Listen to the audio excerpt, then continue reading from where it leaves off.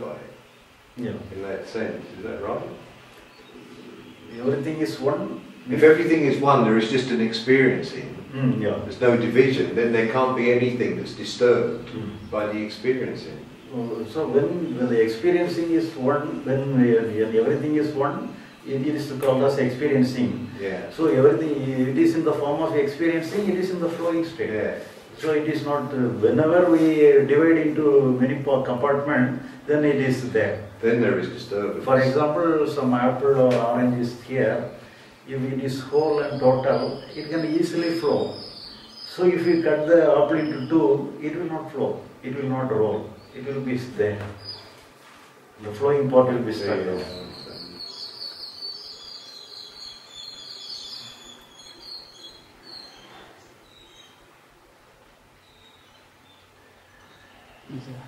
Ayya. So can you say at the mind level, the chaos is order and the order is chaos. The intellect try to bring an order is chaos, is creating chaos.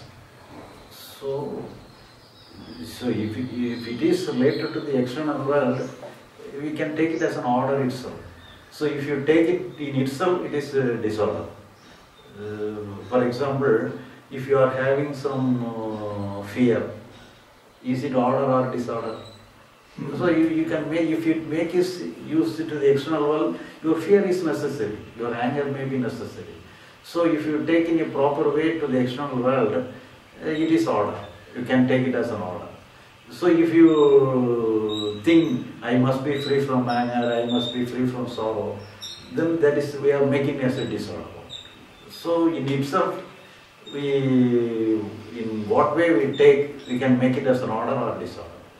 So everything is, we can take it in the order. We can take, instead of using the word disorder, we can take it as an order, in an order, and give the good name and make it come to disappear.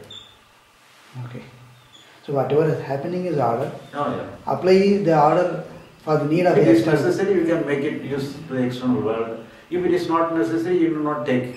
Whatever you do not take, it will go away from you. Okay. But to the logical mind, it may, the order may look like an in order. But we think, we expect that some peace of mind must be there, because you feel good when you are in the peace of mind, but that is the problem. So you imagine some state is good, some state is not good. So you have to think everything is good. Then only it will go away from you.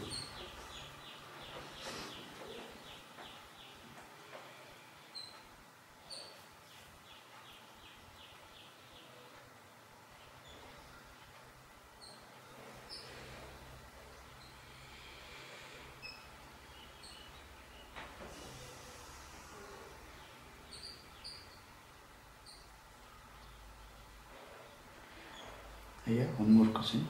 Every enlightened person or a liberated person is with lot of compassion to the humans. How do you define the compassion?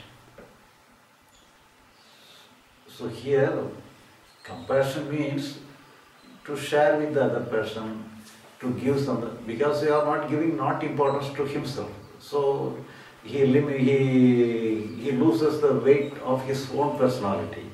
So so he giving some care to the other person.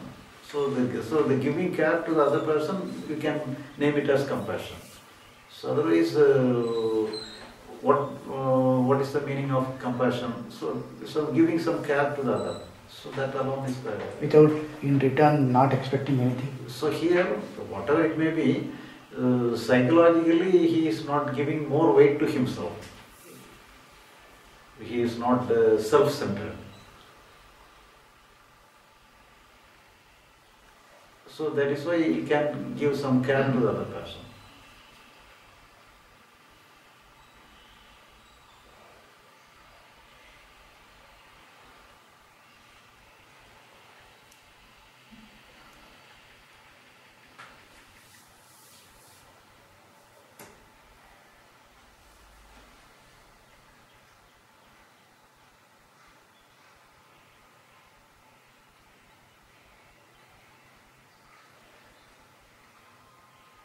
But same time, you should not take as a hopeful personality to achieve. So that is the problem. So we imagine the enlightened and liberated person must be in a position, and we have to reach that state at the highest position. So thereby we are establish a psychological height to reach. But we need not worry about that. So you become enlightened and liberated, and you act on it on your own. So how he behaves or not doesn't matter. So main thing is that we must be free from ourselves psychologically. The psychological freedom, that alone is important.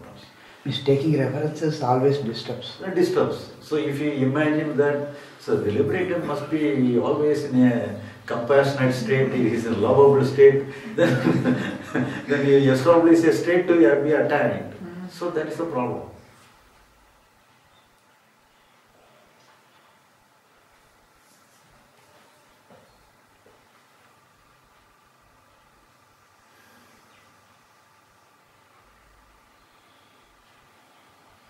So, like to bring the car analogy, it's like being on automatic. You don't have to change the gears. Maybe he doesn't know what's the automatic. Oh, right.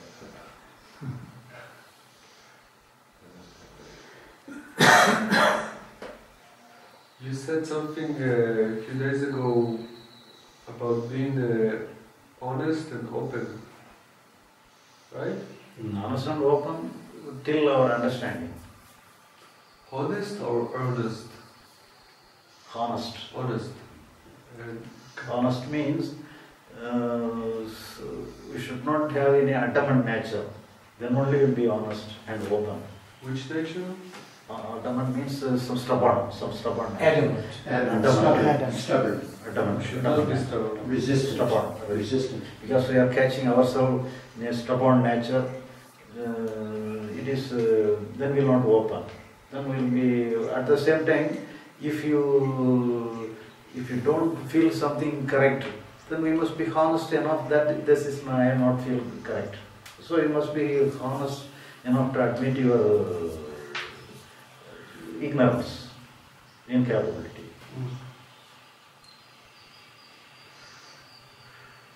So can you say that water is converted into ice cubes in a solidified form. So we need to lose that solidified form to a liquid form after this understanding. Or will this understanding will bring a solidified form to a liquid form?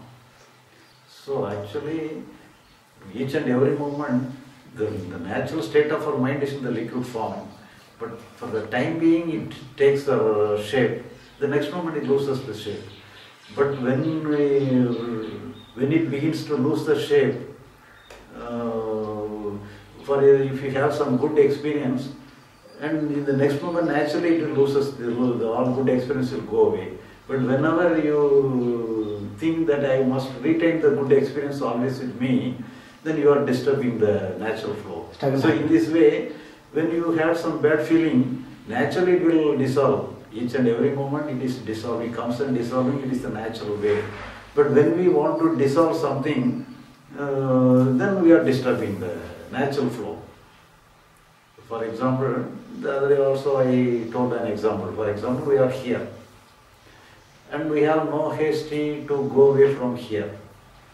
For some times we are here, we decided to be here for some time. 10 to 12, let us assume.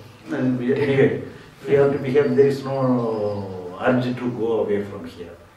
But we are peaceful and calm. But at the same time, somebody comes and locks the door outside. The very moment we are arrested, we feel we want to go away from that. So that means when we are arrested, we dump some kind of energy. So in this way, when we want to free from adverse negative feelings, for example, sorrow, fear or anything, if we want to be free from that, we are restricting that. We put some restriction to that feeling. So when we put some restriction to that feeling, it creates some energy in itself. We create some, we are giving some cost to the development of some energy field there. So thereby we are giving strength to the negative feelings also. So whatever comes, we give total freedom to that. Let it come, let it go. Or we take your own way. If you allow them totally, naturally it will flow. It loses its weight.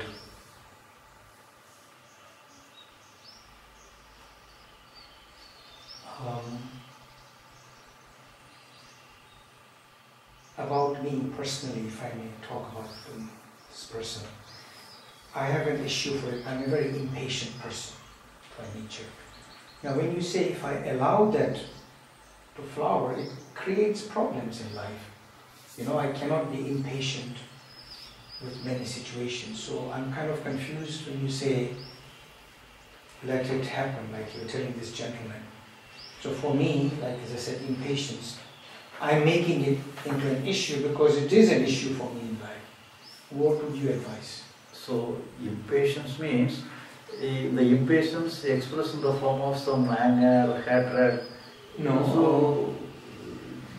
So impatience means you are not, you resist in some way or other. Correct, the present situation, yeah. There may be an inefficiency in the system. So the impatience gives some anger or fear or hatred, so in some way. Right. So here the impatience is general, But it is in particular it expressed in some form. Right. But you need not worry, but if you give importance that I must be free from anger, I must be free from tension, so that means you are angry upon your angry, you are tension upon your tension. Then it is you are creating a vicious circle around yourself. So here you have to admit yourself. You admit your incapability of yourself. Because one part of yourself, you divide into two parts. The one part of yourself having a controlling capacity to deal with yourself. Right. So if the control is absent, what will happen? Whatever happens will happen. So, but when you justify the controller, this is a good thing, I must have, this is not the good thing, then only the controller gets some importance. So if the control is not there, what will be there? Whatever comes will happen naturally. So here we are creating some unnecessary importance to the controller. But are you saying that if this impatience comes in a particular situation, I should just carry on with the emotions which come because of the impatience? So here, for example, the other day also I used the example, you are sitting in your house and you are having some good and beautiful and costly flower vase, a glassware in your teapoy or anything. Okay. And you have a small children, and one of your children dragged down the glassware and broken down. And at once you got angry. Yes. And you immediately gives a blow to him in your anger. Right. So in this way, some close relative comes to your house with their children, and one of their children did the same thing as your children, and immediately you got the anger. But will you express the anger by blowing the other person? No. So why?